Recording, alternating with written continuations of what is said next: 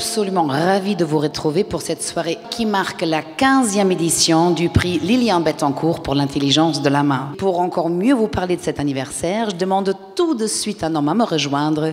Il est le directeur général de la Fondation Bettencourt-Schuller. Le voici, Olivier Brault. Merci de l'accueillir. Les métiers d'art ne sont pas un concept, mais une réalité d'hommes et de femmes exceptionnels, comme le prix Liliane Bettencourt pour l'intelligence de la main aime à en distinguer quelques-uns chaque année. 82 depuis 1999 et de nouveau 4 ce soir pour cette 15e édition. Il y a au moins 2 choses qui distinguent cette 15e édition de toutes celles qui l'ont précédée.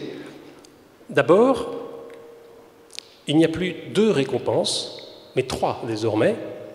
Et puis, chaque lauréat, au-delà de la dotation qu'il va recevoir ce soir, sera accompagné par les équipes de notre fondation dans les prochains mois, dans les prochaines années, pour mettre en œuvre un projet, son projet, au nom de toute notre fondation, qui est unie derrière sa présidente, Françoise Bettencourt-Meyers.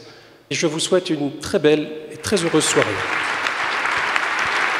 Première récompense de la soirée, talent d'exception.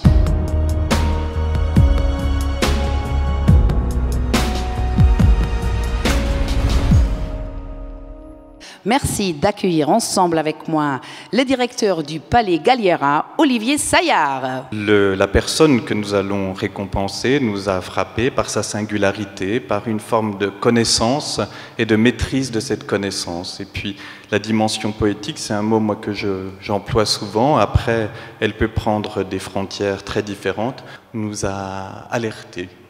Talent d'exception 2014, Nathanaël Lebert. Qu'est-ce qu'un dinandier vraiment et d'où vient ce métier? S'il vous plaît, aidez-nous, Nathanaël. Alors, un dinandier, c'est quelqu'un qui travaille essentiellement la feuille de cuivre au marteau. Anciennement, on fabriquait des contenants, des vases, des pièces de vaisselle. Et donc ça vient de la ville de Dinan, en Belgique, qui est une commune de Namur. Vous savez déjà ce que vous avez envie de faire avec ce soutien exceptionnel? Oui, c'est ce que j'ai présenté au jury. Cette aide va me permettre de pouvoir créer une collection d'une quinzaine de pièces, 16 pièces. Je remercie infiniment la Fondation pour cette aide qui m'est vraiment très très précieuse. Ouais. Et je remercie ma petite maman.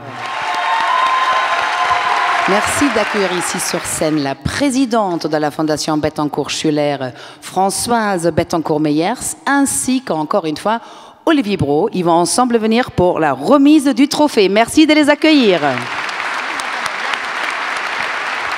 Et voilà le moment de la remise, la première de la soirée.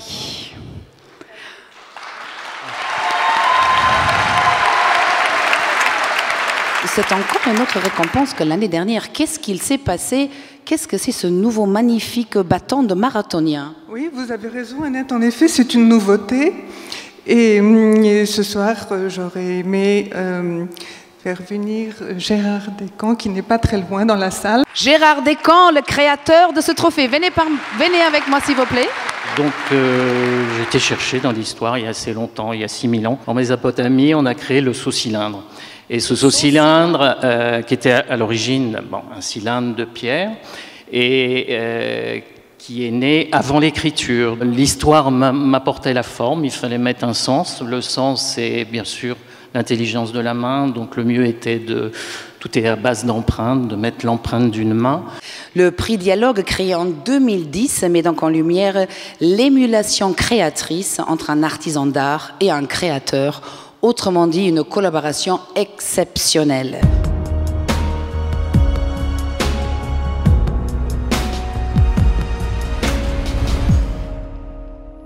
Merci d'accueillir avec moi Christian Bicher. Le jury a découvert un projet de mobilier urbain avec une dimension et surtout une une connivence entre les 4 mains et les 2 cerveaux qui ont travaillé sur ce projet. Le céramiste Gérard Borde et le designer Marc Aurel. Voilà, Dialogue 2014. Le fait de travailler dans le mobilier urbain avec Marc, on dépasse des frontières parce que quand on sait que ça va dans l'urbain, donc il y a des problèmes de résistance. Et ce mobilier, pendant 2 ans déjà de vécu, n'a aucun impact. Le travail avec Gérard, on n'est qu'au tout début. Ça fait 3 ans qu'on travaille ensemble maintenant. Et là, on est impatient qu'il se passe d'autres choses. Il est en train de se passer beaucoup de choses. Voilà.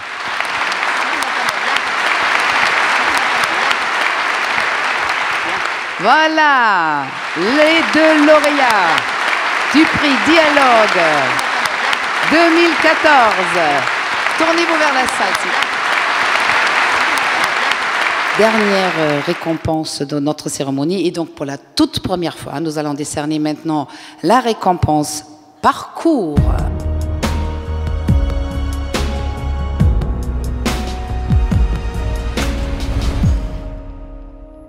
Merci d'accueillir avec moi le président du jury, David Camillo.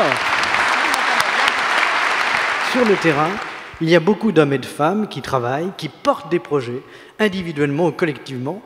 Et ce portage, c'est très lourd parce que de temps en temps, il manque à la fois de la connaissance et surtout énormément de communication. Et donc, l'originalité de ce prix de parcours, c'est de porter effectivement cette communication d'expérience d'hommes, de grandes ou de femmes, de personnalités qui, aussi bien à Paris qu'en région, ont des projets extrêmement importants et qui, encore une fois, quadrillent le territoire. Le tout premier lauréat de la récompense Parcours du prix Lilian Bettencourt pour l'intelligence de la main, le directeur du Centre international d'art verrier de Meisenthal, Yann Greenemberger.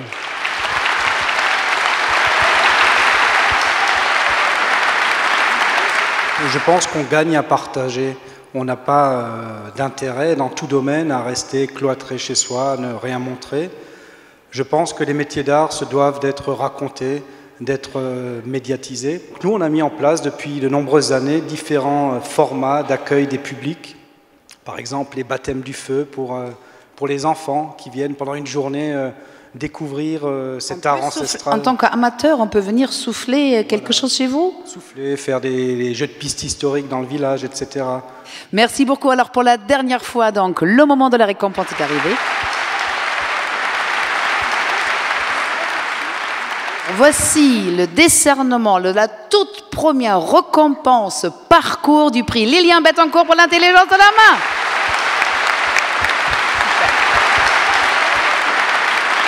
Merci beaucoup d'être venus si nombreux encore une fois. Je vous souhaite une excellente soirée, longue vie au savoir-faire français et surtout n'oubliez pas, la main c'est l'animal de l'homme. Merci beaucoup.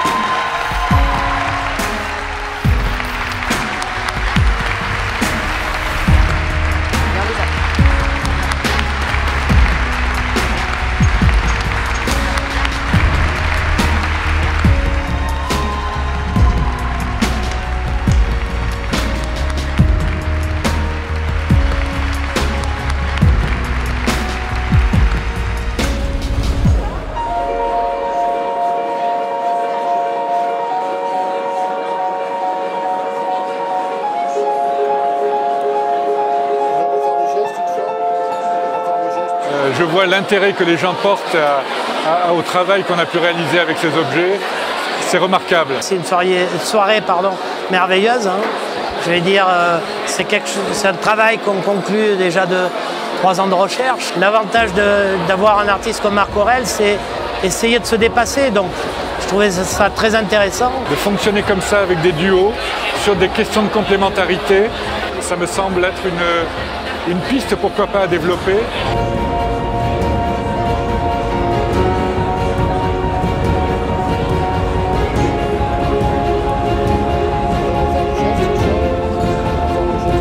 L'ambiance est sympa, les gens sont gentils. Non, trêve de plaisanterie, c'est une soirée exceptionnelle. Il y a la beauté du décorum, il y a la puissance du propos, ces experts, ces jurys qui ont une vision des choses, la fondation, les gens qui l'animent, sa présidente. On sent vraiment qu'il y a du cœur à l'ouvrage. Et faire partie du casting comme ça, sans forcément m'y attendre, c'est un réel plaisir.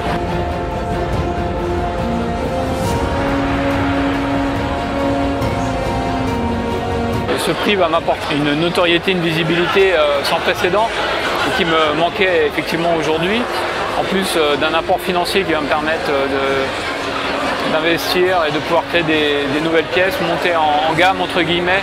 Et c'est vraiment une grande aide pour moi de pouvoir travailler avec la Fondation au développement de nouvelles pièces.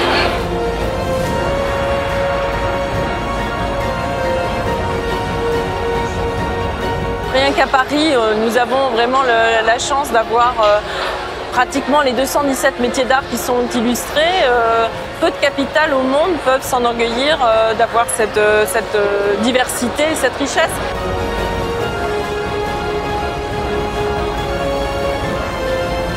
On a vu une série de gens qui ont été sélectionnés par la Fondation. Tous ces gens sont très très investis parce que finalement, c'est ce qui fait vraiment la force de la France, qui a un savoir-faire incroyable. On est entouré de gens qui vraiment sont extrêmement à l'écoute, sont intelligents dans ce qu'ils font pas des choix, people ou des choix un peu pour la façade de l'artisanat d'art. Ils vont vraiment donner du sens à ce qu'ils font et ça c'est essentiel. Montrer ce qui se fait de meilleur dans le savoir-faire, dans la transmission de savoir-faire. Ça, c'est quelque chose d'assez exceptionnel. Et aujourd'hui, la Fondation, elle a une reconnaissance, elle a une notoriété. Après 15 ans, chacun attend ce prix comme quelque chose de très important.